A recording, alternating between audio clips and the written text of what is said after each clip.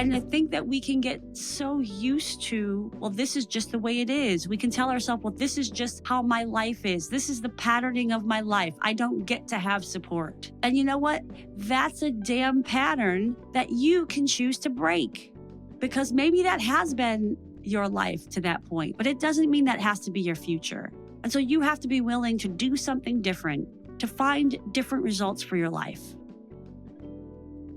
Hello and welcome to the Unlock Lab. This is your host, Tosca DiMatteo. Happy September. So excited that you're here. Today, I'm continuing the Inner Critic series. And today I'm talking about the inner critic that tells us not to ask for help. The inner critic that tells you to just pick yourself up by the bootstraps, do the things, move forward. Don't be a burden on anybody else. Don't put the resources against what you're trying to accomplish. Just get it done all by yourself. Really excited to talk to you about this because this is a really important topic that I think can change your life if you are willing to do something different. Before I jump in, for those of you who are new to the podcast, welcome. I'm Tosca DiMatteo, the founder and CEO of Tosca Coaching and Consulting. I do the work around transformation and where personal growth meets business breakthroughs and professional breakthroughs. If you want to learn more about how I can support you or your team, please visit me at coachtosca.com. That's Coach, TOSCA.com. You can learn about one-on-one coaching, speaking opportunities, facilitating group conversations, and all that good stuff. All right, so let's get into it. Look, I am really excited to talk to you today about this topic. And I literally just got finished with a conversation with a friend and fellow entrepreneur where we were on a call for an hour and a half and supporting each other in what we're trying to push through and accomplish. And we just put these back on schedule monthly. And this is an example of how I have asked for help, of how I have acknowledged, hey, I need some support in doing this thing called being an entrepreneur. And wow, like how incredibly life-changing it is. But I'm getting a little bit ahead of myself. I want to just back the truck up a little bit and share what this inner critic sounds like when we're telling ourselves to just do the thing by ourselves. And this is like a perfect continuation of the conversation from last week's episode, which is where I talked about the inner critic that comes in when you're at the edge of the comfort zone. And often when we're at the edge of our comfort zone, we could really benefit from getting some support. So this inner critic that tells you not to get help may tell you things like, hey, don't get somebody to help you with your move out of your house. Don't tell your boss you need more resources. You just need to buck up and get it done. Don't go out and try to find a therapist. And this inner critic can give you every excuse in the book why that doesn't make sense. Don't hire a coach. Oh my gosh, it's so expensive. What's the ROI on that anyway? Like, will you even get the results you're looking for? And even like, hey, don't get that housekeeper. It's a waste of money. You should be able to wash your own friggin' bathtub. I mean, and I'm going to tell you, a lot of these are examples personally that I've experienced in my own life. You know, this stuff is deeply rooted in rugged individualism. It's deeply rooted in society messages and also in our own upbringing. And there are certainly certain cultures and experiences and familial patterns that contribute to us believing that we can just get through life with our own blood, sweat, and tears and not relying on a village or a community. Gosh, I mean, how far back do you have to go to look at like humanity only survives by being in community, by helping each other out, by supporting each other? It's so easy to say these kinds of things, and I'm sure you've heard these kinds of things before. But what I'm hoping that this conversation does for you is to really, really land the seed in your heart that life is so much more hard and not nearly as enjoyable if your inner critic is running the show and telling you not to get support. And this is for any part of your life, for whatever you're going through, whether you're going through divorce, whether you're going through a job transition, or whether you're just trying to get to that next level of who you want to be in this world. We can often have inner critics telling us we're supposed to just do it alone. That you're supposed to go after all your dreams through your own sweat and tears. Don't be a burden to anybody else. I can't tell you how many times I hear people, I mean, whether it's friends or clients or what have you, oh, I just didn't want to be a burden. It's also very easy for our inner critic to tell us it's selfish to ask somebody else to give you their time. Everybody's busy. Everybody has their own problems. Who are you to ask for this? Our inner critic can also tell us, hey, you've done it before. You've done life on your own up till now. You can do it again on your own. And also, financial scarcity comes into play. Oh, you don't have enough money for that support, for that help. I share this because I did a lot of my life without asking for support, right? Like I was the strong one. I was the one that was there for everybody else. I was the one that got myself through hard times without a whole lot of emotional support along the way. And I had to really unlearn this stuff. I really did. And let me put it to you this way. When I moved out of my house, I was loading up my neon with banana boxes full of my stuff. And I was driving the car over to my first and new apartment. And it wasn't until I hit the things in my bedroom that I literally could not move on my own where I was offered support. Now, we won't get into psychoanalyzing this, but suffice it to say that I was taught to do everything on your own unless you're on the freaking very, very edge and you're going to fall off the damn thing. That's the time where you get to ask for support because you have no other options. And what I'm telling you today is you have other options all the time. And it doesn't matter how trivial it is. It doesn't matter what you're going through, what you're trying to accomplish. You get to be supported in that. And I get it. Part of it is being able to surround yourself with folks that know how to be supportive. And so if you are feeling right now that you don't even have that, that's okay because guess what? There are ways for you to get it. Whether that's on the emotional side and getting therapy or coaching, whether that's on the professional side and needing mentorship or guidance or sponsorship, whether that's on the personal side and you just don't have the time to do the laundry and you need to drop it off the laundromat or you want to bring in a housekeeper because you just don't have any time for yourself and you want to give yourself support to make life easier. All of the above and so much more. You get to have support. And sure, we have to be discerning and sure, we have to be financially, responsible. But the inner critic that comes in at these times where we could really use support, where we're really struggling, or maybe we're not even struggling super hard, but gosh, it sure would be easier to live life with a little bit of support along the way. Like this is your right. You're allowed to have needs of support.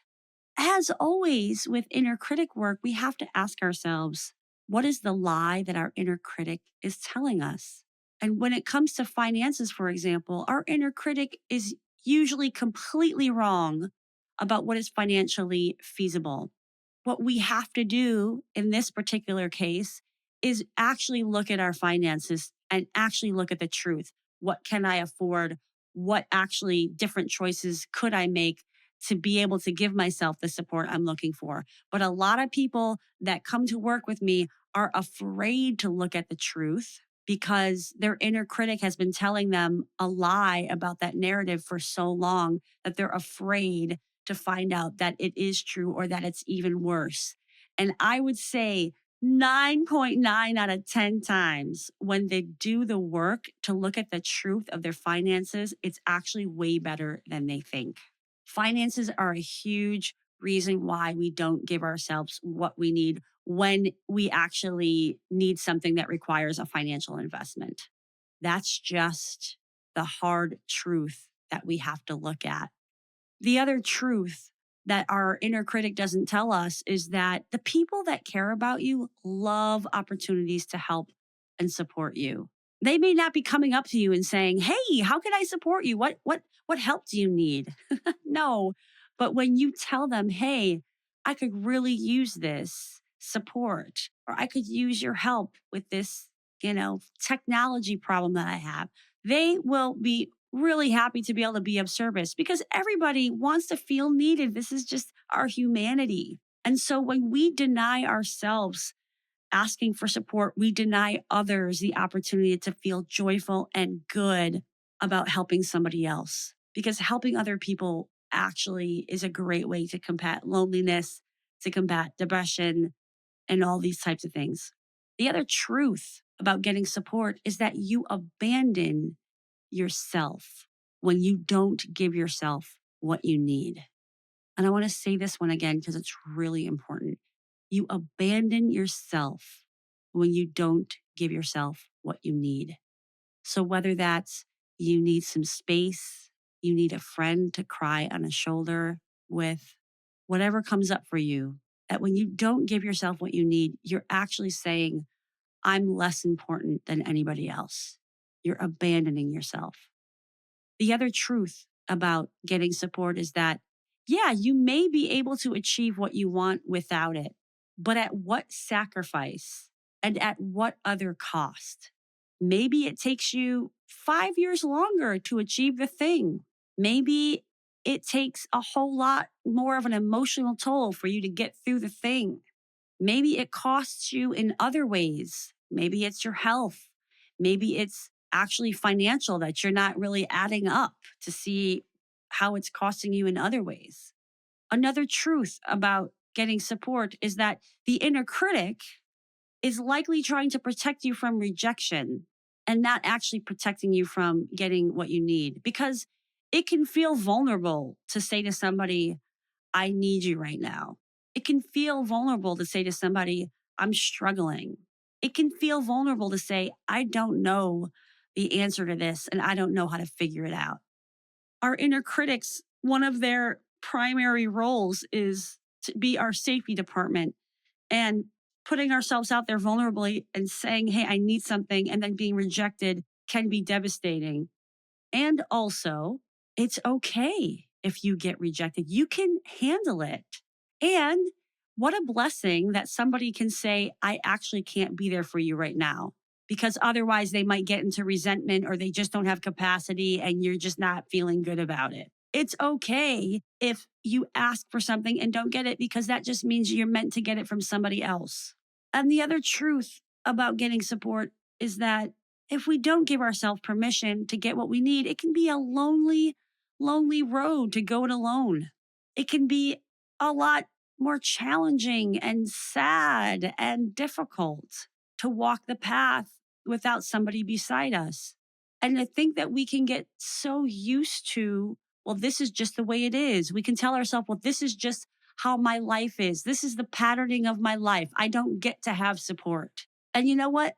That's a damn pattern that you can choose to break because maybe that has been your life to that point, but it doesn't mean that has to be your future. And so you have to be willing to do something different, to find different results for your life.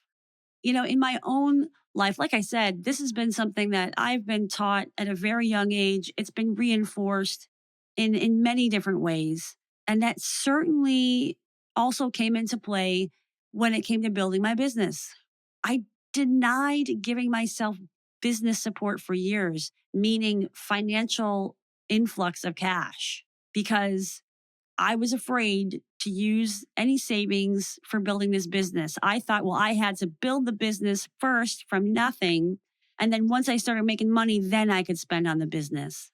This was my mentality because part of what my inner critic was telling me was, well, it's a privilege for you to have quit your corporate job. And so you just got to grind and grind to do it all yourself and prove that, you were worthy of making that choice and on, right? So for years, I ran with just myself. I had free interns that I actually had to pour a lot of my time and energy into. I was probably giving more than I was receiving. And I only gave myself permission to invest in my business once I was making money. And, sometimes I sit and I ask myself, what would have been possible if I gave myself permission to get more support early on? Because I'm glad to say that I've given myself permission to get support in many different ways. And now I crave it, and now it's easier for me to see, oh man, I'm struggling with this thing. I need support with this thing. Where can I get it? Who can I ask? How can I manifest that? How can I start to put energy into finding the right folks and the right solutions? Because I realize like me trying to do everything on my own is not of service of my bigger mission. And I can certainly get stuck in the rut of figuring things out on my own. And our inner critic can make us feel ashamed for our situation, and therefore we should be punished for it and not ask for help because we put ourselves in this situation. And one of those scenarios that come to mind is when people get laid off or something like that, where they're like, oh my gosh, I don't have a job. I've got to buck up. I got to do this thing. And they don't reach out and they don't give themselves permission to go into the savings account and hire support, whether that's a coach or whether that's a resume writer or whatever. Or they don't reach out to their network for some mentorship and for emotional support of going through a really hard thing. Part of what I try to help people with is getting them to think differently about the patterns that aren't serving them and the harshness that we have with ourselves, and flip all of that to say, well, if you were your own best friend, what would you do? Would you give yourself what you needed? If you were counseling a friend, what would you say to them? Would you say, man, you've been through a hard time? Man, maybe you need a vacation with some fun in it. So when we're stuck with, oh, this question of what should I do? What should I do differently? Sometimes it's easier to find our own intuitive sense of that by considering what would we tell our best friend. And then the next step is to turn right around and point that finger at yourself and give yourself that sound advice. And look, as leaders, this is also embedded in how we show up in our work environments, right? We're conditioned to think we're supposed to have all the answers. We're conditioned to think that it's weakness to reach out and ask somebody for support or to ask for more resources. We think it's supposed to be a struggle because that's just what it is. It goes back to that saying, no pain, no gain. What if it doesn't have to be that way? What if that's a damn lie? Because it is. It doesn't have to be true. And we suffer in silence. And likely the people on our team suffers in silence because they don't think it's okay to say, hey, I need something here. And maybe we have even shamed them in the past for that or shut them down. Like we may not have created a place of trust for them to express their needs. And then we wonder why things get to a boiling point and things are in a bad place because they didn't feel safe to say, well, I needed support 3 months ago and I didn't get it. So I just, try to figure it out on my own. Because in the past, when I've come to you, you've said to me, don't give me problems, give me solutions. Right. So you can see how a lot of this behavior gets trained, it gets taught. And so we have to unlearn it and find a new way forward that actually serves us. And the same goes for the ways that we're trying to influence change in the world. We may have a hot button topic that we really care about. And whether that's in our work environment or in our communities, and we may be, putting our fist in the air and fighting a good fight. And then we think we have to be on an island with it all, with our particular opinions and views, when in reality, we can be way more effective and efficient if we rally support for what we're looking for. All of these examples that I'm giving, I'm hoping that you're asking yourself, man, where have I denied myself support? Where have I dismissed my own needs? Because at the end of the day, this topic really is about acknowledging our needs. And this is not something that comes naturally for a lot of us. We're not taught in our life to ask ourselves what we need. We're just asked to figure it out. And it doesn't have to be this huge, big thing, right? Like we can take it one small chunk at a time. We can say, I'm having a hard time with this particular situation. What would make that journey, that process, that goal to achieve just 1% easier?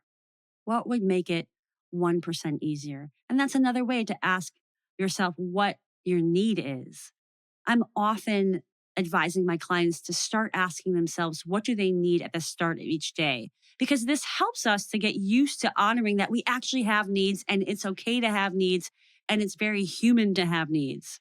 And it also gets us in the habit so that eventually, even in the moments where we're triggered and our emotions are flying high, we can center ourselves, come back to the question and ask ourselves, what do I need right now? Do I need a bathroom break? Do I need to take a few breaths? Do I need to not continue this conversation?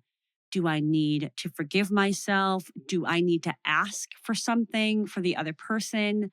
And all of this are ways to manage our emotions, manage our triggered situations, and come back to what's priority, which is honoring ourselves first and foremost.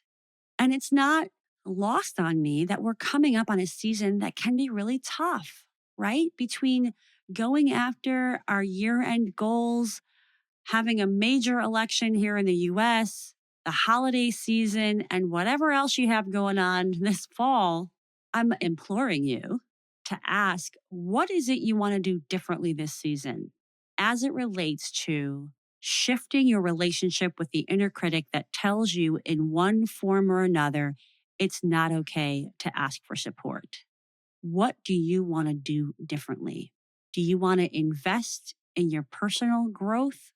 Do you want to finally go get those massages that your body needs? Do you want to ask that person you admire to be your mentor? Do you want to join a mastermind program and feel supported in what you're going after next? And the list goes on and on. Do you want to call a sibling and say, I'm really struggling with grief right now? I just wanted to talk to you. The opportunities for being supported are infinite. And that may not feel real to you if the folks that you have surrounded yourself with can't serve that role. But I offer you two things. And the first is you don't know if you don't ask. Because we can tell ourselves a story about what somebody is capable or able to do without actually making the ask. And the second thing is if you feel isolated and alone and you have nowhere to go for support, I want you to know that it's out there and available, whatever that is that you need. But you have to be willing to look for it and to take the next step forward in finding it, in setting the intention of getting support, because sometimes that will unlock so much. And whatever your format is, whether you pray or you meditate or you whatever it is that you do to get deeper connection to yourself and to something bigger than yourself, trust that if you just honor that you need support and you ask for it, the world is magical. And I'm going to place my bets that something is going to show up to support you. Because again, it's our right, it's our innate humanity to need and receive support. So part of this is also recognizing where you may be blocking your blessings. Has anybody been showing up for you, or has anything been coming into your inbox as way of support that you've been dismissing? Because it's really easy to block our receiving of support when we have this mindset that we don't need it or we're not worthy of it. The support you're looking for might be right under your nose and you don't even know it. So I am inviting you to do some fun investigation of saying, oh man, where have I been blocking my blessings? Because this is a great way to combat the inner critic narrative that you've never been supported. You're not going to be supported. You're just going to have to figure it out, you know? I know I've been going on and on. This tends to happen. But I hope I've given you some food for thought about doing things differently, about giving yourself support that you need. And, if you need anything at all that you think I can support you with, please reach out. I'd love to hear from you. And I'm rooting for you and I'm trusting that a seed has been planted and it's going to grow and you're going to get everything that you need in divine timing, because that's what happens, my friends. The support may not happen exactly on your timeline, but it's coming. So trust, have faith, and know that you are supported, even if you can't see it right now. Thank you so much for joining me in the Unlock Lab. It's my pleasure to be your host and your companion on this path in your life.